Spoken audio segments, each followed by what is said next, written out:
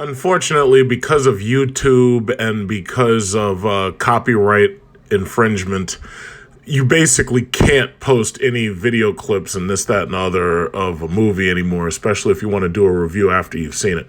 But I just came back from a 6:45 showing of the last Star Wars movie. And I have to say, the movie was long, although fortunately it wasn't as long as when I went to see The Irishman. That movie was long. That movie was 240 minutes long. This movie was a little bit shorter than that. Well, definitely, it was definitely shorter than that. I'm pretty sure it probably came out to about 3 hours or so in runtime. I went into the theater expecting the movie to completely suck because ultimately the problem with these new Star Wars trilogy, the problem is it's like what was finished has now been completely like restarted, and it doesn't make sense. Like, for instance, the Empire went from complete defeat to becoming the First Order and being just as powerful, if not more powerful than the Empire. Palpatine goes from being dead in the Return of the Jedi to not being dead, like, for this movie. And it feels like these writers have absolutely no talent in writing, and it feels like all they want to do is draw on fan loyalty. Like, for instance, if you look at the trailers that were coming out soon for movies like Top Gun, it's like, my thing is, it's like, why won't the 80s just die? It's like they won't let the 80s die, and it's as if these people have absolutely no creativity and no imagination to make something completely new. But anyway, as for this movie, it's like Rey is completely undefeatable. She basically mows down all of her opposition. This movie basically turned into a bunch of set pieces, and pretty much most of the Star Wars movies are like that. But the thing about it is, I felt less emotion watching this. It was like watching Rogue One, but the thing about it is Rogue One had a really good ending where Darth Vader comes out and like tears everybody up. But this movie just didn't have that. And I think the biggest problem with Star Wars is the fact that Star Wars revolved around Darth Vader. To a lesser extent, it revolved around Emperor Palpatine. And these writers can't let that go. So the thing about it is, once Vader died, the entire show died. And now all you're left with is all these new characters and whatnot, and this rainbow coalition of people coming to fight the Empire, what's funny is the Empire suddenly started being more and more diverse, because in the original movies, the Empire was almost entirely like a bunch of old white British guys.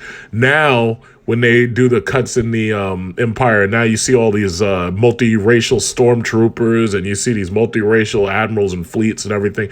It's basically like Hollywood took these movies over, and they're basically they're advertising directly to children through subliminal messaging, and they're trying to promote diversity.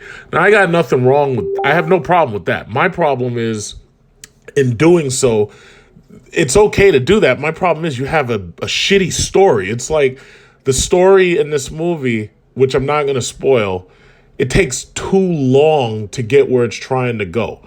Like, we all know, and it's no spoiler, we all know Palpatine comes back in this movie, right? But ultimately, it's like, it seems to me like the journey that it takes to get from the beginning of the movie to the ultimate showdown with Palpatine takes way too long to actually happen. And it feels like it's artificially extended just to make the movie, longer and to fill it out, where it shouldn't have to be filled out.